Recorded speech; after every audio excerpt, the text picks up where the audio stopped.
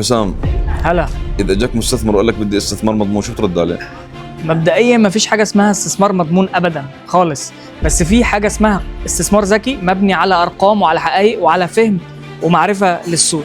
وهنا بيجي دور المستشار العقاري بتاعك، ان هو بيساعدك تاخد القرار الصح بناء على الارقام وبناء على السوق اللي هو شايفه واللي هو درسه وعارف الاختيارات اللي فيه.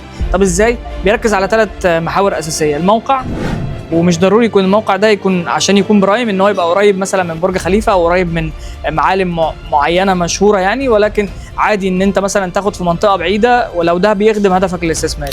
تاني حاجه المطور وسمعته، لازم يكون مطور موثوق سمعته مسلم قبل. تالت حاجه المشاريع بقى نفسها، المشروع نفسه. في مشاريع بتفرق عن مشاريع في الميزات اللي فيها، وهنا برضو بيجي دور المستشار العقاري ان هو يختار لك وحده عقاريه مميزه جوه المشروع نفسه، ان هي تحقق لك العائد الاستثماري بتاعك او هدفك، تخدم هدفك من الاستثمار. لو جاهز تفكر صح وتاخد قرار صح في الوقت الصح، واصل معانا.